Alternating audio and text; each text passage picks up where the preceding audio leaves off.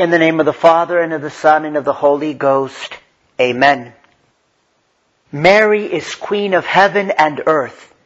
She is Queen of the Church triumphant and Queen of the Church militant. Thus, she is also Queen of purgatory, Queen of the Church suffering.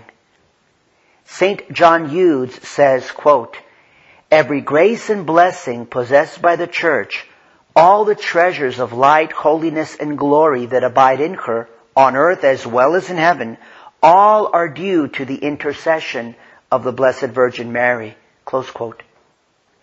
Thus, we enjoy the help and intercession of our Mother, the Blessed Virgin Mary, not only here on earth, but also in purgatory.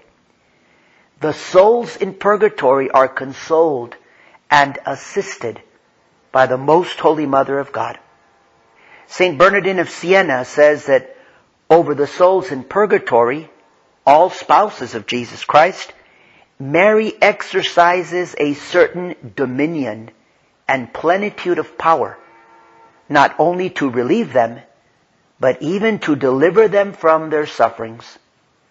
Our Blessed Lady said to St. Bridget of Sweden in a revelation, quote, "I am the mother of all souls in purgatory.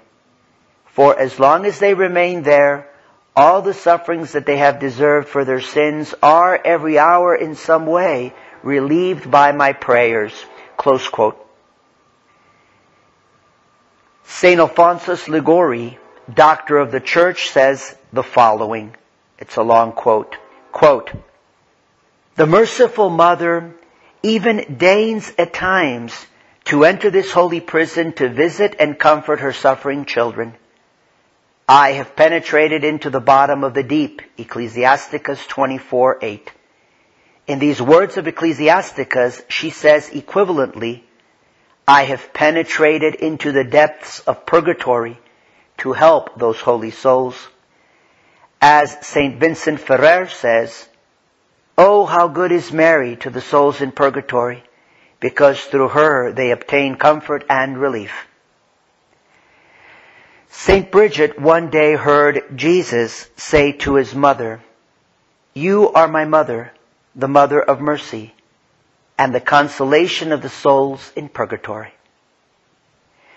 The Blessed Virgin herself told the saint that as a poor bedridden man left to himself is refreshed by some comforting word spoken to him, so the poor souls in purgatory are consoled by merely hearing her name. The mere mention of Mary's name, a name of hope and salvation, which is frequently invoked by her children in their prison, is a great source of comfort to them.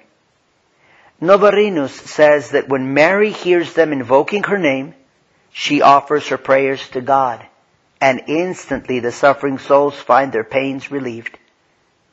Mary not only consoles and relieves her servants in purgatory, but she also frees them from that prison by her prayers. According to Gerson, on the day of her assumption into heaven, purgatory was entirely emptied.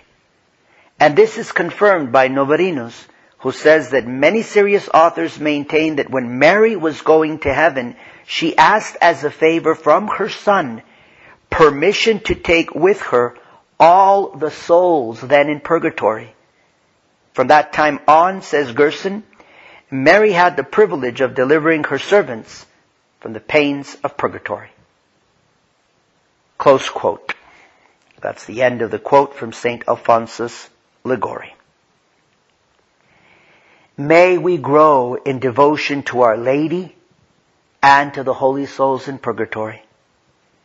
Let us pray to the Most Holy Mother of God that she may deliver her servants from the pains of purgatory. O Mary, Mother of Mercy, pray for them. O Mary, Comfort of the afflicted, pray for them. O Mary, Help of Christians, pray for them.